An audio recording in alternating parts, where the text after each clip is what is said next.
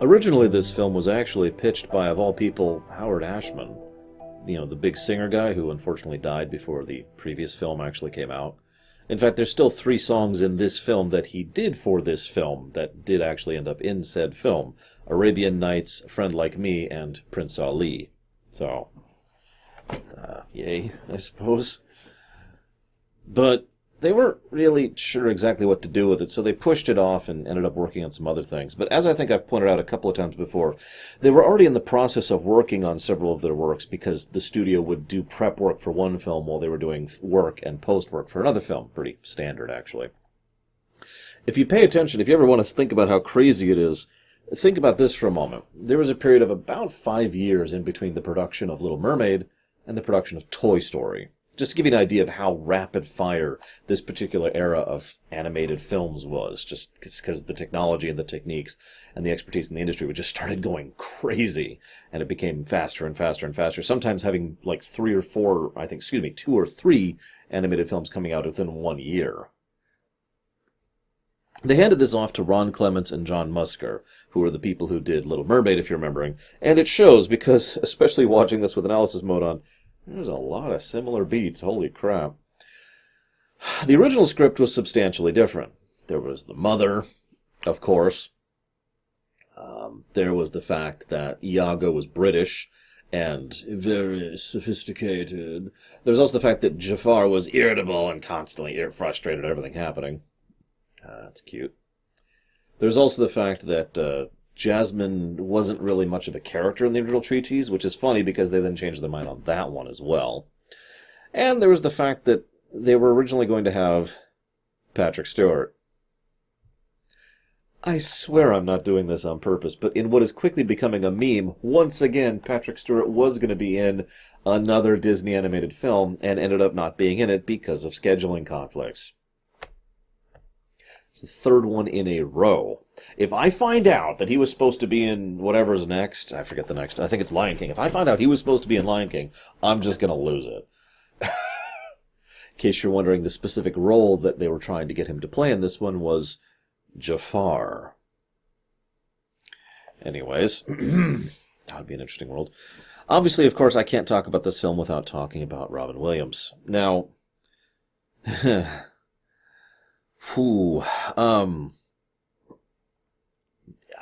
okay, so the first thing I want to mention is everyone knows the bare, broad, general strokes of the problem.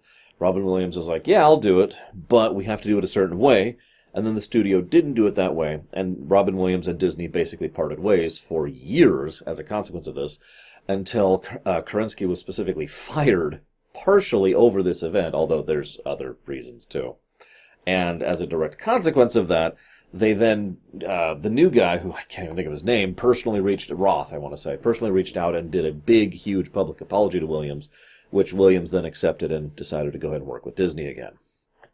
It was a whole mess. There's details. There's actually a lot of details in there. I've decided after some thought not to really cover most of it because it's not really relevant to the creation of this film, with one big exception. See, the thing is, Williams was their first pick for this. They had several other people in mind, but he was the one they wanted to play the Genie. And they actually had started designing the Genie with him in mind before they even actually reached out to him. When they reached out to him, Williams was like, yeah, dude, hell yeah, working with Disney, working with animation, that's awesome. That sounds like a dream come true. You know, being able to connect with kids and his own children and just all that stuff, he was totally on board.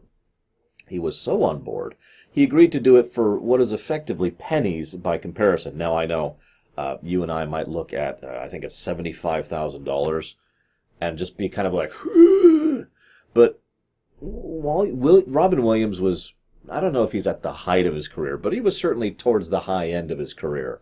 His asking price at this point in history was $8 million. In the early 90s, by the way. Yeah, but so he took absolutely no money, basically just because he wanted to do this animated work. But again, he did have some provisos, which they ignored basically all of. Yay. So that leads to the film. Now, the other reason I want to talk about Robin Williams, other than the fact that he does a good job of the Genie, of course, is the fact that there are Robin Williams is not the only one to do this, but he's one of the main sources of this. He ad-libbed so much of the script that the screenplay was ruled as not being qualifiable for being nominated for an award, even though it was up for, it was in consideration. They were going to nominate Aladdin for Best Screenplay. They decided not to simply because so much of it had been ad-libbed. Yes, there really is that much. Just to give you one example of this, right at the beginning, the film starts, and we see the peddler, who I'll talk about in just a second, and he just kind of starts riffing for a little bit. What they did was they got Robin Williams, and they had a bunch of just random objects on a table under a sheet.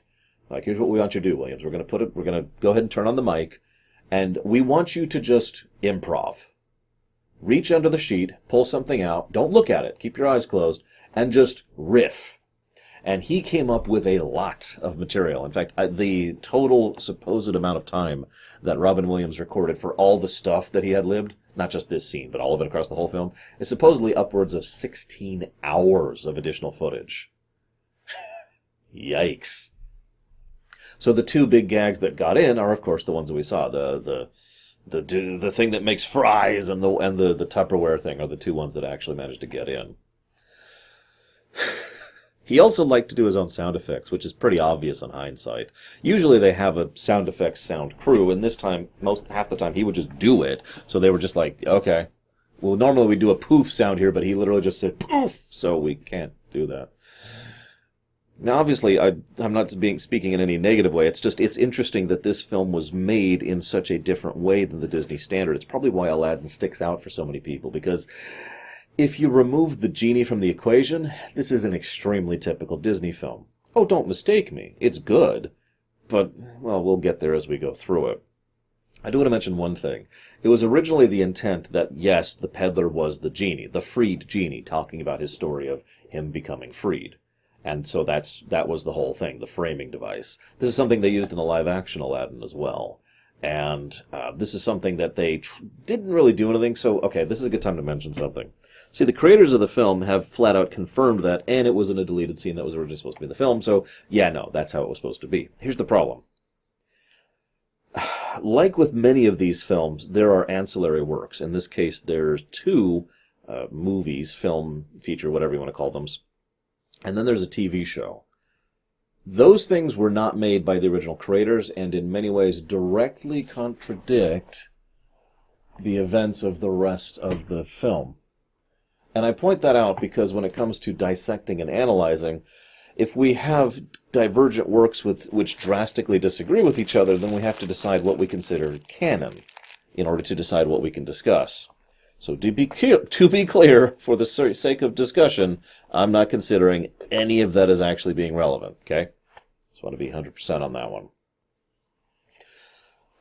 So the intro starts off, and what we have, despite my comments about this being a typical Disney film, the first thing we do is we break formula.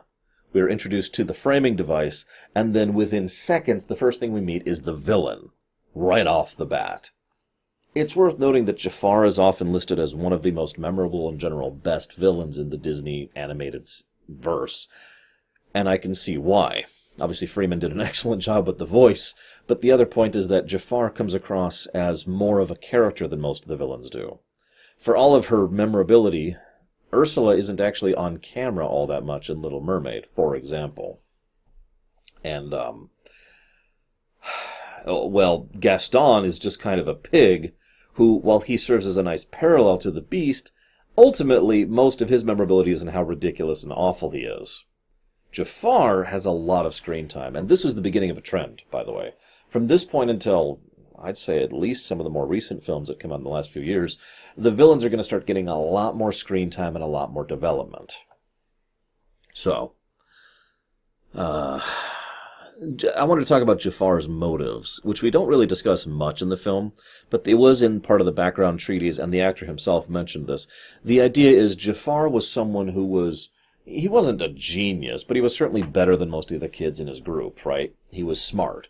And he was shackled to using his intellect and his capacity and his ambition in order to serve a fat, rotund idiot.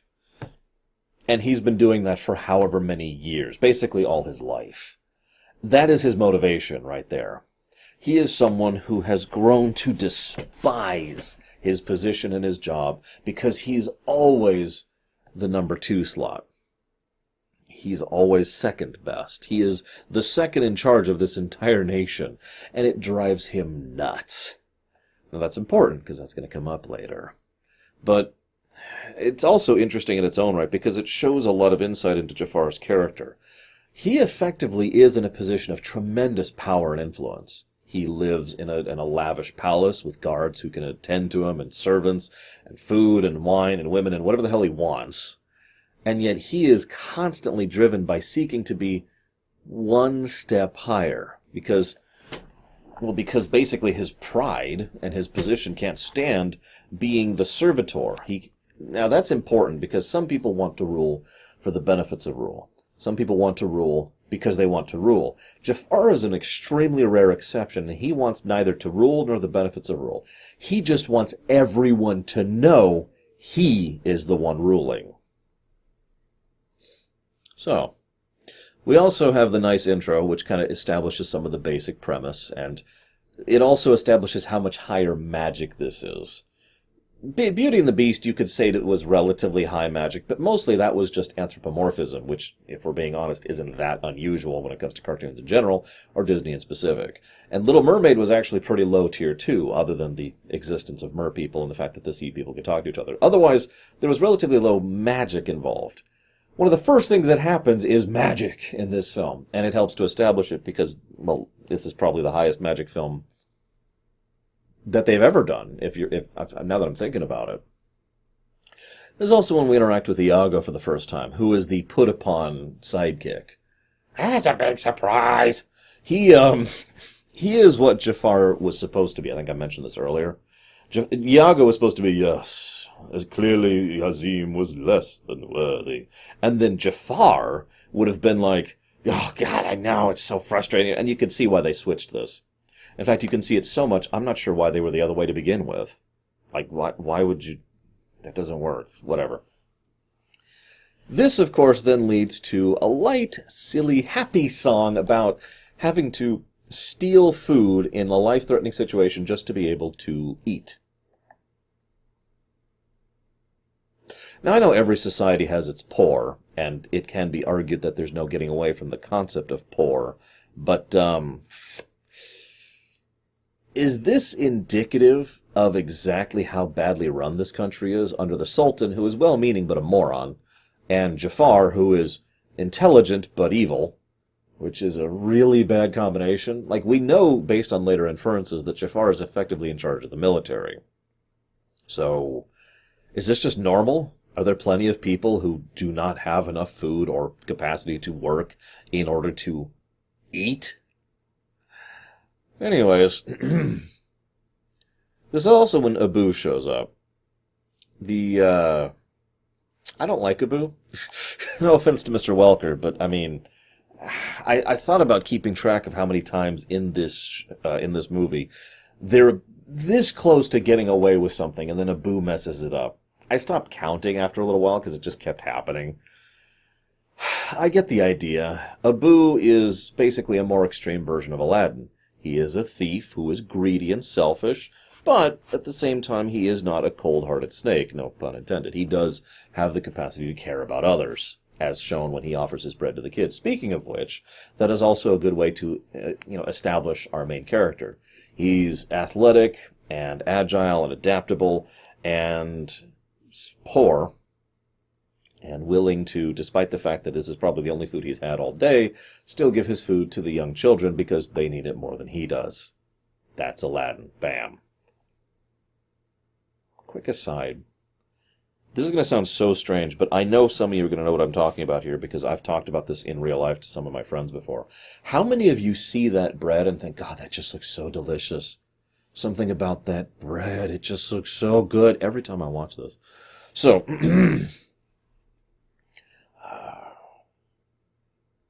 Aladdin goes to interact with Prince Ahmed. This is, of course, they establish Prince Ahmed to try and establish some of the class discrepancy that is going on here, because Ahmed immediately reaches out to whip children. I really don't feel like I need to add anything to that, but just to add to addendum to it, the reason he was going to whip them was because they accidentally stumbled in front of his path. For the crime of being in his presence, he was going to whip children. Now, this is the only other prince we see, but based on this, you can kind of get an inference of exactly why it is that Jasmine has been telling most of these guys to go to hell. This is also a good time to mention that while Aladdin obviously intervenes, because he's the good guy, the fact remains that when Prince Ahmed decides to yell at him and insult him, it does bother Aladdin, but the only insult that sticks with him is, "I'm not worthless." That is effectively his character arc in a nutshell. His desire to be perceived as something of worth, and his belief that he is actually worthless, and his fear that he is worthless. I certainly understand that very well personally. I imagine some of you do as well. Meanwhile, Jasmine starts talking to her father. Nice little bit of direction, by the way. She walks over to a cage and pulls out a little bird and it's like, as she's talking about wanting to be free from imprisonment. Then, it gets even better, her father, who is coming across as a loving, kind, caring person, basically the exact opposite approach from Triton back in The Little Mermaid, he's like, "Oh, you poor thing, I don't know what I would do with you. I want you to make sure you're taken care of." And he takes the bird and puts the bird back in the cage. Cute. This is also when we first see Jafar's interaction with them, his usage of hypnosis, and the fact that the art designers did a really good job with him. They actually used, it's hard to explain, basically a pattern in designing every character in the film with one exception. You could probably tell just at a glance. There's a lot of ovoids, very kind of round, circular shapes when it comes to their body types. The one exception to that is Jafar, who is very angular. This is done on purpose to help differentiate him from everyone else. In addendum to that, his face is also designed differently as well. Because Jafar constantly masks so much of his emotion, it was specifically designed so it looks like his face is literally a mask. It's probably worth noting that since Jafar is bald, he also tends to wear this really tall hat to help accentuate himself, which is interesting in its own right, because it kind of goes along with the character, doesn't it? Anywho, so we also see the hypnosis for the first time, but I'm going to kind of skip over that for a moment. Jasmine sneaks out, goes, enjoys the market. This is probably when the Little Mermaid parallels come in the closest. Rebellious young princess wants a different life than the one her father wants from her, blah, blah, blah, blah, blah, all that stuff. The difference here, though, is unlike in Little Mermaid, where it was shown that the humans aren't really dangerous, in Aladdin, the outside world that her father's so worried about is immediately dangerous. And she comes within seconds of having her hand chopped off. Because that's how you deal with thieves, right? That's an interesting wake-up call, isn't it? Thankfully, Aladdin was there to try and adapt his way around that. And this is also our first time we see that Jasmine is not stupid. She picks up very quickly and she plays along very smoothly. This is something that's going to be a recurring part of her character right up until the finale. This, of course, leads to her keeping up with Aladdin, her and Aladdin bonding. This is the first time I noticed that Aladdin wears purple, by the way. There's a big color motif in this one, which, if you're paying attention, was also in the previous one, and will be in the future ones as well. But the point is, there is a color motif here. In this case, it's very simple. Red is bad, blue is good, yellow is neutral. You'll notice there are actually a lot of yellows in most of the character designs. However, some of the more, like for example, the palace guards wear predominantly yellow. The actual soldier guards wear predominantly black with a few red highlights, and you can kind of get the idea. And of course, Jafar himself as black and red, which later turns into red and red with a little bit of black, which later turns into even more red with a little bit of black. And of course, the genie is pure blue. But I point all this out because Aladdin wears purple. I always thought that was interesting because we know the color coordination thing is there. It's in the interviews and everything. And Aladdin wears purple.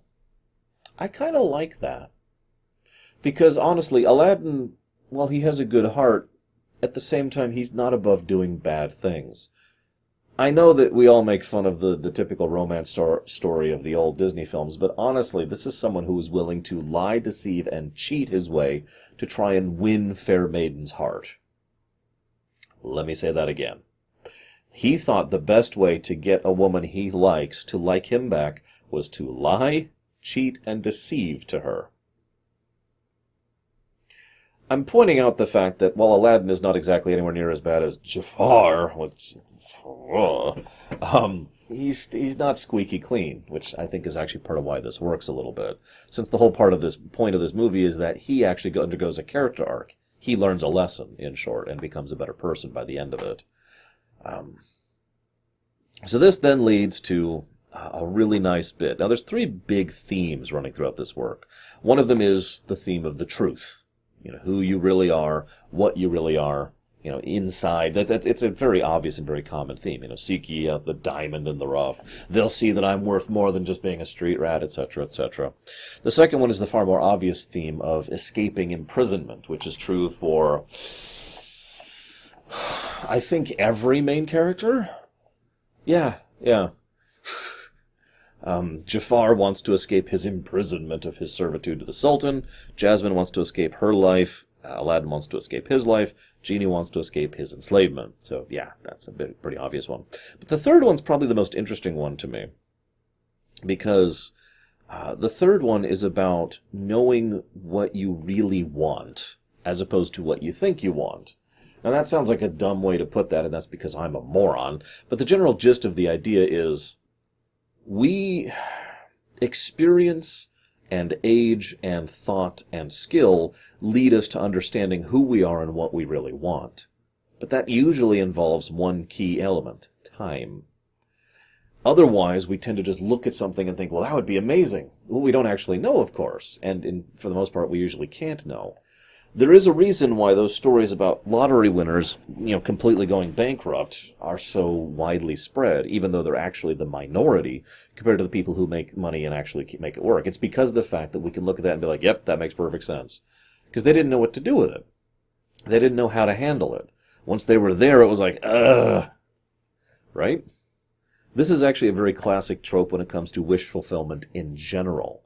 Usually, it's portrayed as if there is some kind of malice or, if not outright malice, then some kind of mischief on behalf of the wish granter. In other words, the idea that, you know, there's a monkey's paw involved, right? Something like that. But here, the theme is just played straight. You think you really want something because you don't understand it. Now, I'm bringing this up here because there's a wonderful scene where Aladdin and Jasmine are looking at the palace. And as they're staring at it, he's just like, oh, it's so amazing, and it looks so incredible, and it's so, oh my God, it's got to be wonderful to live there. And Jasmine's just like, oh, I hate living there so much. This actually is two themes in one, if you're paying attention. One is, it looks different from the outside than it does from the inside, aka the truth of what it really is. And the other theme is what you think you really want. Now, this then leads to them trying to escape from the guards, failing, and then there's an interesting point, which I point out here because it's fascinating. Jafar outranks Jasmine. Now, you might say, well, duh, but actually in several real-life countries, the second in line to the throne, not the vizier, the prince or princess, usually outranks the vizier. Now, that's not always true, and it depends on the specific politics, but it's made very clear twice in this film, Jafar outranks Jasmine. The only one who outranks him is the Sultan. Number two, he's got Luigi syndrome. Let's just call it what it is. I'm looking at my notes here. We're just kind of going to run through some of these things because Jafar tricks him. He's got a disguise. Things aren't always what they seem. Blah, blah, blah. And then they go to the cave. This is actually probably my favorite part of the main theme of true value within, whatever you want to call the first theme, what you truly are. Because here's this cave filled to the brim with treasure. Just absolutely flooded. And you know what's the most valuable thing in that cave? A dingy, dusty old lamp at the very back. Now, I do have a couple thoughts about the cave before I move forward. Thought number one. Is the treasure fake? Given the somewhat morphic and high magic nature of this film in general, it is entirely within the realm of possibility that treasure isn't real, that it's literally just cursed treasure, or cursed whatever you want to call it, and that none of it is actually valid. It's just a warning sign for anybody to see that you're doing exactly what you're told to do. Just interesting to think about. The second thing is they touch and interact with the carpet just fine without issue, which means the carpet's not part of the treasure, and arguably not part of the cave. Now, the genie and the carpet recognize each other, but based on inferences, it's actually entirely possible that what actually happened here is the carpet ended up trapped here, probably from the previous master, and has just been stuck here for however long. Anyways, with that fun thought out of the way, carpet is amazing. An excellent example of R2-D2 effect. The carpet is very expressive and gets across a lot of emotion without a single bit of sound effect or a single line of dialogue. So, similar to the Little Mermaid thing, excellent characterization there. Then Abu screws everything up by going for the ruby. Thanks, Abu. You are as irritating as always. It really does frustrate me how much that happens in this film. It's probably one of my least favorite parts of the film, is the fact that Abu just keeps screwing things up. However, so then they do the big cave escape. So I've talked about this before, when they started using full-on CGI in these films. They did very, very, very brief steps in it in Little Mermaid. They did a few scenes of it in Beauty and the Beast. I actually pointed that out. One scene in Beauty and the Beast, the ballroom. And here they are doing scenes. There are actually multiple scenes which are done in a CGI format, usually with something painted on top, but not always. And this was them just branching out with this, the escape from the Cave of Wonders being the obvious thing. I'm just pointing it out as the technology continues to develop and they continue to get more and more comfortable with doing full 3D CGI stuff. In fact, the first time that they would be doing a full CGI film would be the year 2000 with Dinosaur. So, just a little bit of perspective on how relatively soon after this film they would jump into that full board. And as I mentioned, Toy Story, which I believe was 1995, so obviously that's Pixar, which at the time was different, but not exactly all that far down the road, right? Anywho, this is probably one of the better bits of characterization we get for Jafar. Jafar is like, give me the lamp, give me the lamp. If he had just grabbed Aladdin, pulled him up, been like, oh, thank goodness. Okay, give me the lamp. Thank you. Good job, boy. And given him, gems and gold, and then walked off. Boom, done. He wins. And that would have been game. The first person to awaken the genie would have been Jafar, and he would have won. The end. See, this is the problem with Jafar. He has been so, again, it's kind of a pride thing. He has been so put off that he can't stand waiting. That he cannot even bear the thought of having to deal with this. And, of course, he's a treacherous, evil bastard. So, of course, he's going to kill Aladdin rather than go through with him. What do you think he is? Smart. Really, if he had just paid Aladdin off, that would have been the end of his problems. But, no, whatever. Either way, he is so short-sighted that he flips out the moment he finally gets the lamp. And just, oh, God, and you can hear the exultation. As much as Jafar is just a despicable person, it's interesting to note that I sympathize with him very slightly, because he has been reaching for a goal for years upon years, and multiple times in this movie, it's within his grasp, and he thinks he has it, and each time it's taken away, there's just that, and each time he's right there, it's like, I know exactly what that feels like, and so I kind of have to look at that and go, ooh. It is his own fault, though. Because then he tries to betray Aladdin, and then Abu, saves Aladdin and then steals the lamp back, and then he's screwed. And the best part is the next scene Jafar's in, you could just see him just gritting his teeth like, well, that was amazing. Now the lamp is gone forever. And you notice he doesn't even think about getting the lamp back, because he thinks the lamp is just gone.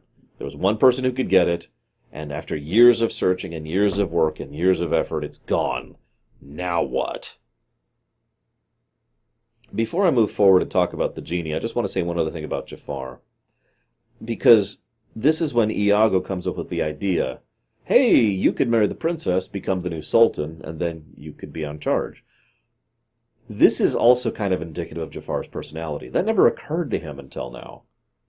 Now, On the one hand, you'd be like, well, yeah, of course it hasn't occurred to him. He wants to be number one. But that's the point. He doesn't want to go through this whole process of marriage and political manipulation. He just wants to be on top, and he wants to make sure everyone knows it. This kind of backroom political machination thing, that's normal. Everyone does that. Everyone plays at politics and political marriages and trying to crawl up the ranks that way. He accepts it because it's basically his only choice at this point. But it's not. You can see why it was never his first plan. So, at 35 minutes and 40 seconds into an hour and 20-minute film, the genie finally shows up. What then happens is, I think, about 10-ish minutes of Robin Williams riffing. I don't actually have much to add to this section of the film, because it really is just Robin Williams going off. And again, lots of ad-libbing. As I mentioned before, starting... I think it was Little Mermaid? It was either Little Mermaid... Yeah, it was Little Mermaid. Starting with Little Mermaid, they brought in the actors to do their lines before they did animation, which, I say it was new. It was returning to an old method that worked. They brought in Robin Williams for a lot of these scenes, and they just had him go. And then they animated it after the fact. They had to pick and choose a lot of the references, because obviously there are a lot of references here, and some references are okay, and some references are not, because life is weird. He is, of course, well done. I do like how he starts the song by saying, "Why don't you just sit here and ruminate while I illuminate?" You got it, Genie. Nevertheless, they quickly established the 3 rules. Now, these 3 rules all make perfect sense and are actually probably one of the smartest things the script does from a purely writing perspective. Rule number 1, you cannot kill anyone, which means he cannot simply ask for Jafar to be killed and thereby end the threat of the villain. Rule number 2, you cannot force someone to fall in love, which means he cannot force Jasmine, his big goal, to fall in love with him, which means he has to earn her heart willingly. Which also leads us then to Rule 3. You cannot raise someone from the dead, which means the stakes are real. Anyone who dies stays dead. All 3 of these rules, while they could be argued to not make a lot of sense in character, are nothing short of brilliant out of character, and perfectly encapsulate the setup so that there is still threat and risk, and there's still a goal that has to be striven for, which is important when you have infinite wishes at your disposal. It probably helps that Aladdin is very stupid. He has 3 wishes. And he wishes... his wishes are awful, just put bluntly. What? Anyways, it is worth noting that when they finally get out, he tricks the genie into letting him out, which the genie says he can't do anymore. Question, why? The genie is obviously capable of taking action outside of wishes. If nothing else, even ignoring the cosmetic nature of most of what he does get them out of the cave, regardless of it being a formal wish. So why exactly is it that this is something that he can't do on a normal basis? Like, for example, saving his life during the time in which Jafar was threatening him, when he was dragged into the water. Unfortunately, the rules are extremely vaguely explained, which is kind of come up in a minute here, because then he wishes for Genie to make him a prince. For years, I have heard people discuss this wish. I'm not even joking. I actually looked into several of the discussions myself prior to this rumination to get other people's thoughts on this one. And as ever, curious of your guys' thoughts on the prince wish. Because the problem is, let's look at the facts, okay? I wish you to make me a prince. So he gives him a physical makeover, magically speaking. So probably some kind of transmutation thing, because later it turns back into his normal clothes. So transmute, new clothes, change Abu into the elephant. Then he shows up with a big parade of people who are never seen or heard from again. And he can't say where he's from or anything like that. So he has no idea what he's the prince of. Then, later on in the film, Jafar undoes the clothing and the transmutation both on the clothing and on Abu. Then, at the very end of the film, everyone behaves as if Aladdin isn't really a prince. Why? I hate to point this out, but Aladdin did not wish, make it seem like I'm a prince. Aladdin wished, make me a prince. Which means, per the original wish, despite the fact that Aladdin was not originally a prince, he would still qualify as a prince now. Right? And we can discuss this back and forth. And I know what you're thinking. Lore, it's a kid's movie. Don't ever. Utterly invalid. Now, there's a few options here when it comes to the prince wish. Option number 1. Here's a new country that never existed before, which he is now the prince of. Option number 2. He is made retroactively a prince of another country that already exists. This is my old theory. Now, option number 3. He is given the trappings of princehood so that people think he is a prince. Now, what I'm trying to say there is basically think of it as a sustained enchantment. As long as it is being sustained, he is still technically a prince, but as soon as the enchantment is dispelled, he stops actually functionally being a prince. Make sense? Now that actually probably makes the most sense for the overall narrative of the film, that third option. But I admit I kind of like the fourth theory, which I wish I thought up originally, but I did not. The fourth theory is that what he does is he gives him the trappings, the enchantment, but he doesn't actually... It's not like the enchantments make him a prince, it makes him seem like a prince so that he can reach out to and marry Jasmine and thereby become a prince. The long game, if you will. Now, ignoring the fact that I like that approach, and the genie, he strikes me as the kind of person who would kind of go for this approach, I do have one big point of evidence for this. After the big intro thing, which I haven't even talked about yet, he's like, okay, I need to go talk to Jasmine. And the first thing, this is now the second time Genie and Aladdin have talked since the, make me a prince thing. It's like, make me a prince, intro, a couple little other side scenes, and then this scene. So in between there is no interaction between the two. And the next thing he says to him is, you need to tell her the truth. You need to be real about yourself and show who you really are to her. Now, obviously, this does work, and this is the correct motive and operation. And the genie himself even points out, the flaws. Aladdin, of course, still having the self-worth issues. I'm nothing. I'm no one. If she found out, I'd be terrible. I need to be brave, strong, confident. I need to be a prince. Which, of course, the genie says, well, good, congratulations. You do look like a prince. And he says it sadly. Point being, I think the genie was pushing for him to more traditionally become a prince from the beginning. Giving him the big... Let me put it this way. You could say that Aladdin didn't need the genie to become prince. And you'd be wrong. Because the problem is Aladdin needs a way into the palace to get to see Jasmine, and he can't just sneak in. And there's all sorts of problems involved with him just doing this. So, the genie opens the door for him. And as a consequence, he now has access to her, and to her father, and to the rest of the people, and can start wooing the people, and wooing her in order to be... you can see how the genie is still critical here. The genie is still answering the wish. He's just doing it in a roundabout way. Make of that what you will. It is interesting to note, by the way, Aladdin asks the genie what he would wish for, and we find out that the genie, and I already pointed this out, wants exactly what the rest of them want. Freedom. The genie doesn't want to be...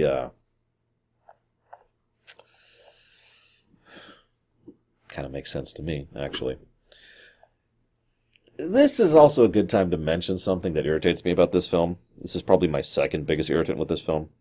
Aladdin and Jasmine have met once. Very briefly. Maybe for an hour at most. And they are in love. Right. I gave crap to Ariel and Eric. I gave crap to Belle and Beast. At least Belle and Beast take a few days to build into something. I know it's not much, but it's something. Here, these two, she's the one for me. And, of course, she's super into him. And what's worse about this is there's this bit where he takes her on the carpet ride. So that is, if you're paying attention, the third time they've ever interacted, ever. Once in the market. Once when, he comes in and he's like, no, I've totally deserved her, blah, blah, blah, and she just storms off in a huff. And then the third time they meet, ever, is when she totally falls in love with him as he takes her off on the magic carpet ride and blah, blah, blah, blah, blah. And she's super into him. And then from then on, the two are totes in love. I know they're kids, but really? I wonder how many of my viewers are going to take issue with this. I'm actually quite curious. Because this... I don't buy it for a millisecond. You know? Let's just move on. Let's just move on. So then we have Prince Ali. Oh God, I can't remember the lyrics. It's Prince Ali, da da da da, Ali, blah blah.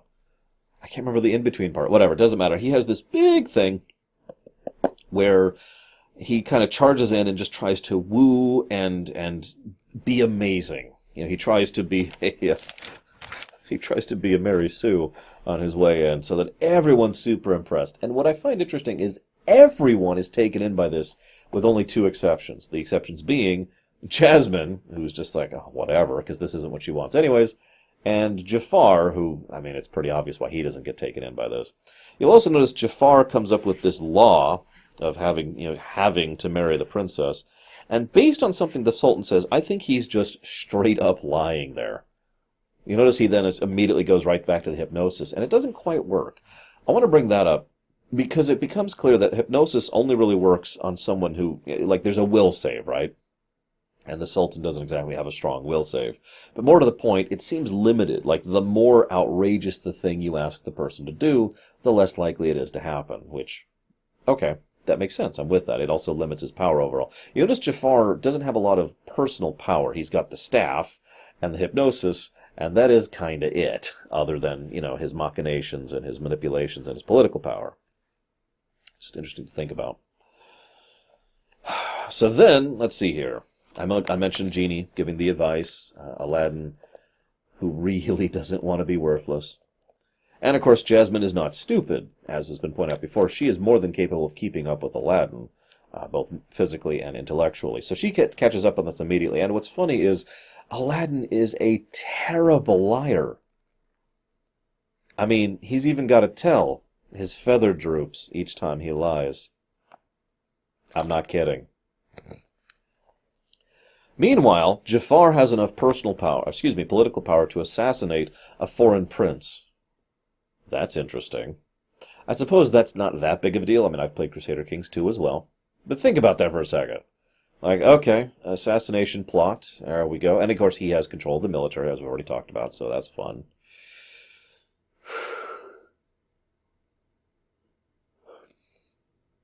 I'm looking at my notes. The next thing... Oh, I suppose I should mention something else. They sing A Whole New World. I'm actually not a big fan of that song. It's the first song of the musical numbers that we've heard through the three films I've gone through so far that I don't actually care for all that much. I don't really have a big reason why. It just doesn't work for me. It never has. Anyways, so he uses the second wish to get himself free, which is super bending the rules in every way. And I stand by my statement that I don't see why it had to be a second wish. I mean, I get narratively. Narratively, it had to be a second wish, so that way he only has one wish left. Because Jafar gets worse immediately, mind controlling the father into allowing him to marry the daughter. He even has this wonderful line. This is probably the first time Jafar has seemed truly evil. And it's funny because it's misogynistic. He says, I see you're speechless. A wonderful trait to have in a wife, which is just... What? Anyways, unfortunately, Aladdin does survive, and, it shows him to be a fraud, and that means Jafar and Iago now have to bail. Congratulations, Jafar. For the second time in your life, you had a really good thing going, and you completely ruined it because you had to be number one. There's also a little bit of improv by Godfried. Shall we take this picture? I don't know. I feel like I'm making a weird face in it. This then leads to the part where Aladdin should free the genie. Now here's an interesting thought for you. Why doesn't he? I know what you're thinking. Well, hang on. Lore, he'll have nothing. He won't have the genie if he frees the genie. Yeah, that's kind of the point. But as is demonstrated in the film, the genie still has his magic, at least to some extent, after being freed. You can't tell me an extremely grateful genie wouldn't be willing to help him out here and there after being freed. I mean, ignoring the fact that that's obviously what happened in both side movies and the TV show. You're trying to tell me that he's thinking the only way he'll ever have anything is if he has one wish left. And remember, it's ammunition style, right? He's got one shot. Nothing else. And he hasn't exactly been stellar with his previous two shots, so... as weird as this may sound, I don't get why he doesn't free the genie immediately. I get his reasoning, but I don't get why he doesn't do it. What's even more interesting is that he rants and rages because I'm worthless. The only reason anyone thinks I'm worth anything is because of you. And we see that core character motivation again. That at his core, it's not really even about Jasmine or being free or anything. It's about the fact that he feels worthless. And all of this has just gone to prove that he is worthless. That he was wrong all along. That's why, ultimately, he begrudgingly, sadly, decides to go ahead and tell Jasmine the truth. They are right. I have to tell her that I am worthless. That I am just a common street rat. This is, of course, interrupted by Iago. And, you know, I've had some people wonder why Iago can mimic voices so well. He's a parrot. Anyways, this then leads to Jafar getting the lamp. And now, currently, and this is a quote I say so often, so I had to say this, because his first wish is to rule on high as Sultan! Now, he makes his first wish, okay? At the 1 hour, 11 minute, and 3 second mark. I'm mentioning that for a reason. So, he is made Sultan, and he's like, yes, yes, at long last, I am number one, I did it, I'm the best. And then Jasmine says, we will never bow to you, and he says, oh, okay, then I make my second wish, at 1 hour, 12 minutes, 23 seconds. This is a common trend. Jafar, for all of his supposed intellect, makes 2 wishes, one of which invalidates the previous one, 1 minute and 20 seconds apart from each other. Think about that. Once again, Jafar is so focused on the goal that his short-sightedness pushes him to waste resources and to do foolish and stupid things because he is so unhinged. You'll notice that from this point on, Jafar stops wearing a mask, metaphorically, obviously. And instead he just comes across as someone who is angry, who is bitter, who is domineering. He makes puns and jokes, for God's sakes. They're not good ones, but, you know, we do have a bit of a pun storm effect going on. I bring this up because his calm, cool demeanor is revealed to have always been a mask, like the rest of his facade. And this helps to explain part of why he falls apart so far at the end, because now that he's finally got it, he doesn't have to pretend anymore. I never have to pretend again. Yeah. He just loses it completely. And what's most amusing to me is, despite the fact that he is screwing himself over, he is still terrifying. So, once again, the carpet is the one who saves the day. This is not the first time this has happened, and this will not be the last, because Carpet is awesome. Best character in the film, am I right? Or the bestest character in the film, because honestly, I could hear an argument for both. Either way, so Carpet goes, and Aladdin comes back. Where the hell are they where it's snowing? I don't know my geography that much, but, I mean, are they in the Urals? I don't know. So Jafar immediately goes into the most horrible abuse of power possible. And that makes sense. Again, no more masks, no more holding back, and years of having to, what he perceives as enduring abject humiliation at the hands of those 2 people he is making suffer. As you'll notice, Iago is also getting his revenge in, too. This, of course, leads to Jasmine. Now, this is kind of a bit of a point. See, in the original film, in the original script, Jasmine was going to help Aladdin defeat Jafar. Now, you could argue she still does, but only a little bit. Not as much as was originally intended, because originally she was going to be part of the duo. Now, if this sounds familiar, I made a similar complaint back in Little Mermaid, how I felt Ariel and Eric should have combined forces to defeat Ursula. Instead, what we have here is the same problem. Jasmine basically stops being a character right after her ruse. Now, in fairness, she does actually successfully pull Jafar's attention to her and manages to bluff her way through the situation, because she is smart and because she is adaptable. The problem is, after that, she effectively just becomes a damsel in distress for the entire rest of the film. Not great. Nevertheless, I do have to be especially amused by the list of compliments she gives Jafar. You're so tall and dark and well-dressed. And I love the gaps in between your teeth. And she's just, like, you can just tell she's just trying to come up with anything positive to say about him at all. Anyways, so for all his power, for all his influence, Jafar is ultimately rather limited and kind of pathetic, actually, as he is effectively bested at almost every turn until he just decides to completely brute force the situation. Now, this is also when the pun storm comes up. This, of course, leads to, well, the problem. Because Jafar isn't actually all that smart, as I've pointed out. That's mostly a facade, a mask. I mean, he's not stupid, but he is very impulsive and very emotional. And so Aladdin pricks him in the one place that has been his flaw since the very beginning. Pride. You are still number 2. You're still Luigi, Jafar. And this is his biggest flaw, because Jafar doesn't understand that Luigi's amazing. So, in his lack of understanding, he decides to once again say being number 2 is insufficient. Just like it was the last 2 times. And so he demands that he becomes number 1. He demands that he gets to sit on top of the heap above everyone else. And he wishes to become a genie without thinking it through for even a millisecond. So, that's the end of him. You'll also notice, by the way, that when he becomes a genie, he's almost entirely red, as I mentioned earlier. Now, that's effectively the film. The Sultan then changes the law because, really, dude? I mean, really?